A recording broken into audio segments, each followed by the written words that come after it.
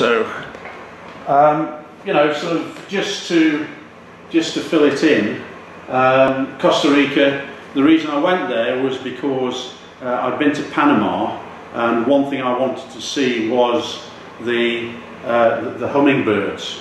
And you know, I'd seen one or two in Panama, and which is at low level.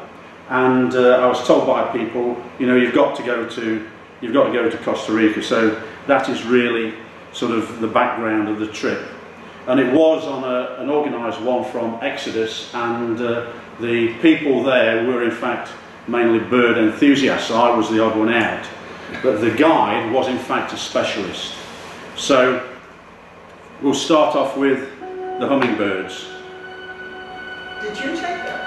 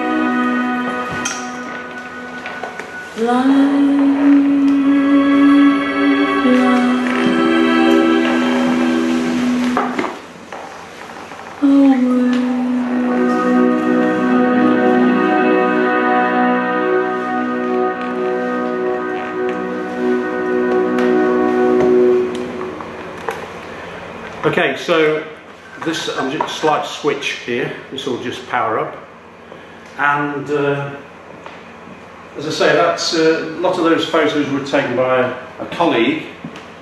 That was a chap called Bob, and he was able to use he'd got one of these ultra long lenses. I got my own one, but it fell to the rains in the rainforest, so not all of these are my photos. But just to give some background on Costa Rica, the biodiversity, that is the thing I wanted to go for, and the microclimate it's got the unique geography, so you've got a vast array of ecosystems. During the first part of the 20th century, it was very reliant on cattle ranching and agriculture, and as a result of this it degraded the environment, so it deteriorated. The economy took a blow in 1980 due to the fact that it was very reliant on coffee, and the coffee market collapsed, and obviously it's got a lot of competition, very reliant on that. So the national government had to show some improvement on the conservation aspects. The government, they established 11 areas of national conservation, including 28 national parks, and they paid for this from a sort of an ecosystem services tax, which was 3.5% of the gasoline tax, as well as donations and credits and other things. It's the only tropical country which has actually started reforesting and reversed the deforestation.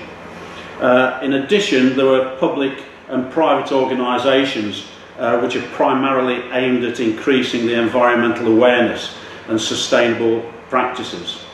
During the 1970s, the government began to prepare for sort of reversing the deforestation crisis, and I think you can see there that 75% it goes down, and then it starts to increase again. And the government, they wound up giving incentives to increase forest cover and also protected areas. So the point of this was to allow the ecotourism to actually fund the state, and it's begun to survive on that. The reforestation, it became internationally visible around 2008, and the country received about 2 million inbound tourists, and that resulted in the generation of 2.14 billion. So it's now around 5% GDP. 98% of the country's energy is derived from renewable sources, and it's got hydropower as one of them, biomass, wind, solar and geothermal. And then you've got private organisations, and I mentioned there Nature Air. So this conducts flights within Costa Rica and Nicaragua and Panama, and it's the world's first carbon neutral airline with offsets.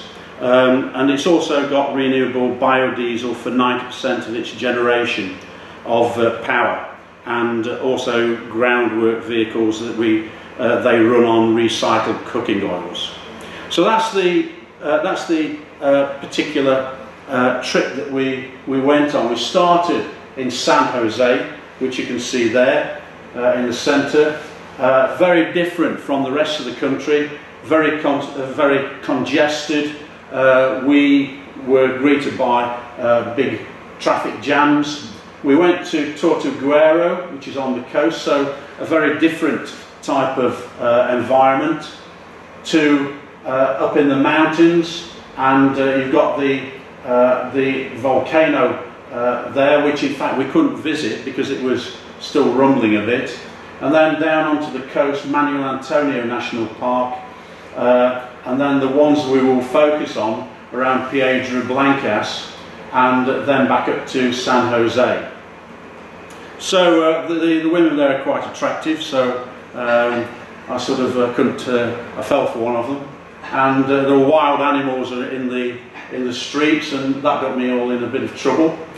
But Tortuguera, and that's on the coast. It's on the Caribbean side, and this is how we got to it. The boat trip to Tortuguero, along the river, it took about 2 hours, and along the way, obviously going along the banks, there's massive vegetation. That's a Mesoamerican slider, and it took us 2 hours. Now, they won't allow roads to go in there because they don't want the place to become sort of a weekend jaunt for tourists. You commit to it, you stay there a bit, then you go out. So they don't want it flooded. Variegated squirrel was one of the first things we saw on the seafront. It's diurnal, it rarely descends to the ground, and it's mainly a seed eater, and it builds the nest up in the trees.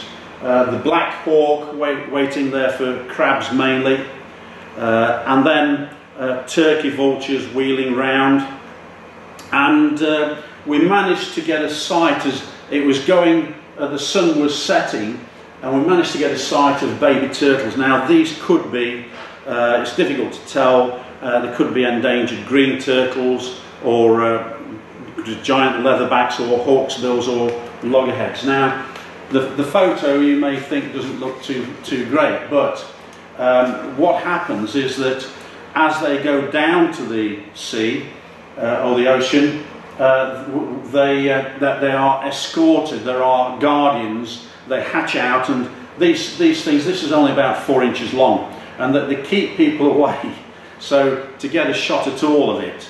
And the other thing is that along the coast there are no hotels, because the bright lights would attract the baby turtles towards it, so it's to allow them to get down to the coast, and then obviously they can disperse. One of my favourites, this one, the red-eyed tree frog. It's got webbed feet, it's got the long fingers, it's got suction cups, on the bottom, and these discs, it is plain. These discs allow the frog to cling to the leaves without fear of falling down, and the eyes, you can see the red eyes there. If it's startled, it opens its eyes very wide, it will open its hands, it will display its colours, so even if it's a snake, it will slow it down and enable it to escape. So that is the way that it helps it to survive. It spends most of its day motionless, and that is how it is during the day. And you may appreciate that in fact it's very flattened. You know, presumably the lungs will deflate, so it's up against the camouflage of the surrounding vegetation. This one, the blue jeans dart frog, it eats ants and it accumulates the poison, and it's called a dart frog because the locals would use the poison for shooting darts at animals. If you keep these in isolation without the ants, it's no longer poisonous. Horseshoe bat, and you can see the sort of the ears there. Those will funnel the sound in. Obviously, it uses ultrasound, and this is in the reception area during the daytime. So they're hanging around. The morning cruise, and you can see that we went out from the inlet around these sort of bending areas, and these are the sort of things that we came across. Now, the first one, the Jesus Christ lizard. I thought it might be called Jesus Christ because, you know, this one jumped from one branch to another and it missed it and fell down. I thought it must be saying Jesus Christ, missed it again. But these are able to actually run along the surface of the water, and they've got these pads on the lower part of the feet, and they trap air, so as it runs along, it's able to keep afloat on the surface, and it does this on the hind legs, as you can see here. This is archived, we didn't get to see this one. A friend of mine, he actually had visited before, and they startled one of these. It ran along the surface of the water, and then it got towards the branches and slowly sunk down into the water. This one, the Greek iguana, this is in fact 5 to 6 feet long, and it's a tree dweller. It's 40 to 50 feet up in the branches. It's herbivorous, and you can see it sort of feeding there, and the meat is in fact a delicacy for the locals, and therefore it's sometimes called the chicken of the trees, or bamboo chicken. And another thing is that it can actually hold its breath for 30 minutes. That's the female, obviously taking the hump, so I didn't get a great view of that one. The spider monkey, up in the trees, it's mainly feeds off fruits and nuts, and it adopts insects if it can't find those, and will even feed off honey. The prehensile tail, that is a sort of a feature of these monkeys, and they use the prehensile tail for hanging to the branches while it sort of forages around with its hands. So it can then swing from tree to tree. And this was overhanging our boat. And the tail itself is about 8 to 9 centimetres long. So the Central American porcupine, not very active. This was at the jetty when we set off on the boat trip. We came back and it hadn't moved. And it really, you don't see much of it during the daytime. At night time it ventures out and it feeds off things like buds and fruits, and it will go for other types of things such as leaves. Now the other thing is it likes salt, so people have even found it in the sort of the kitchen hunting around, and if it finds crisps with the salt on it, sort of licks them, and it's sort of quite a delightful thing for that. The anhinga, or the American darter, or the snakebird. It's called the snakebird because it actually swims under the water and it just leaves its head out, and so it looks a bit like a snake. And you'll find these not only in places like Costa Rica, Central America. You'll find them also in India. There's the Indian one, and there's also in Africa. The slaty-tailed trogon. This is in fact feeds off insects. It's found up in the canopy, and also fruit. The crowned parrot, unobtrusive, and it's slow moving, and again silent and up in the canopy. The little blue heron. This is the breeding habit in the subtropical swamps, and it stalks its prey methodically, and it runs along the shallow waters. The green heron, these are found in slow waters, thick vegetation, many of the ponds and streams, and it is a permanent residence in this particular area.